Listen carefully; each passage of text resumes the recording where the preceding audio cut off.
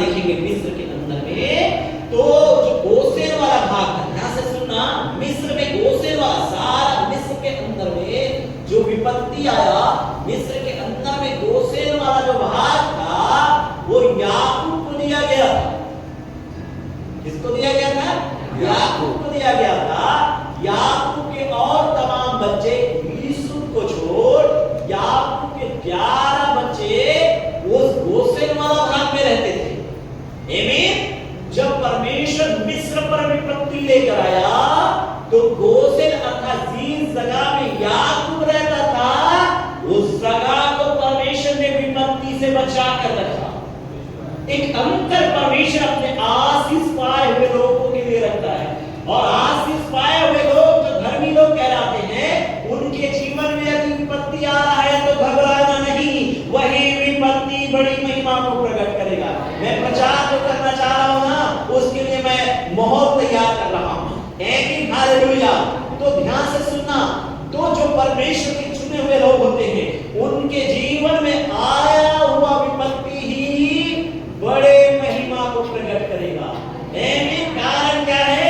धर्मी लोग विपत्ति में पड़ते हैं और छूट जाते हैं। पौलुस के जीवन में आया हुआ नाव के अंदर में विपत्ति आने वाला समय में उन्हें माल्टा द्वीप में पहुंचाया। वे लोग प्रभु की महिमा को देखेंगे ऐसा सोच के परमेश्वर कई बार धर्मियों की यात्राओं में क्या लाता है?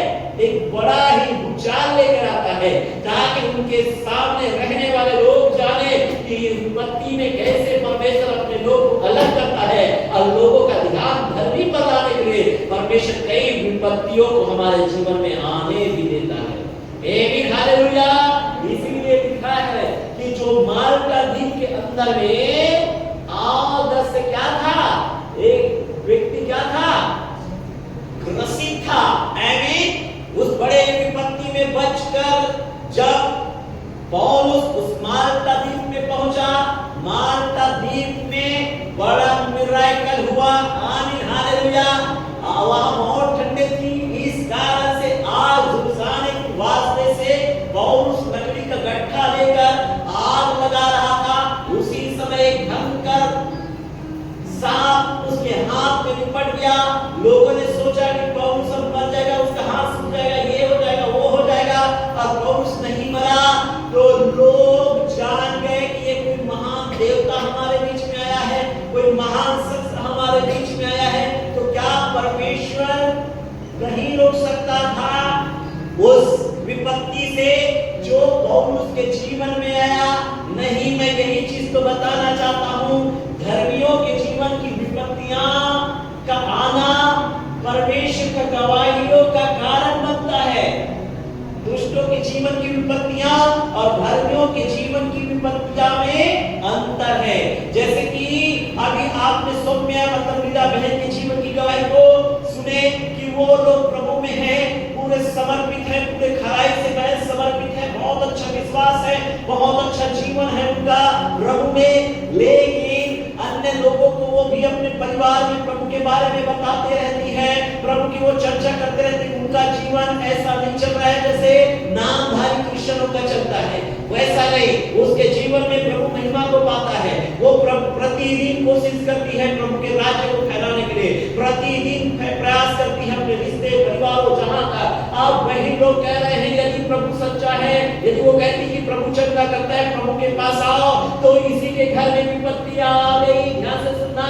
तो आप जिनको कहते हैं ना कि प्रभु चंगा करता है, कहके आप जब बताते हो लोगों को, अपने परिवारों को कि प्रभु चंगा करता है, प्रभु के पास आओ, तो आपके घर में भी बीमारी आ गई। ध्यान से सुनना, आपके घर में भी बीमारी आ गई तो आप मत घबराना।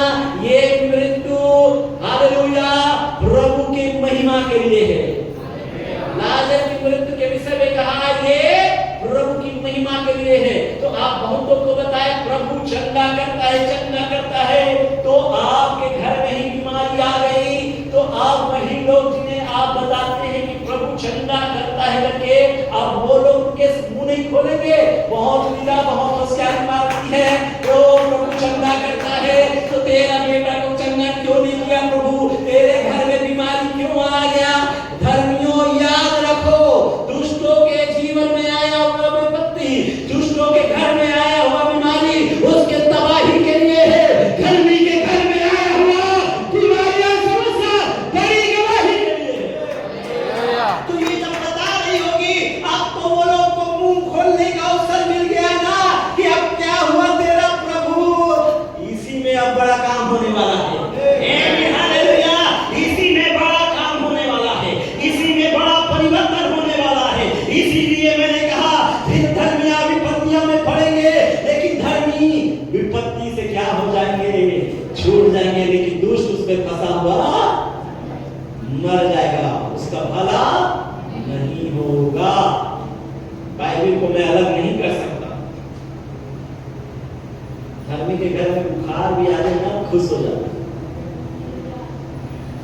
सर्दी भी हो जाए तो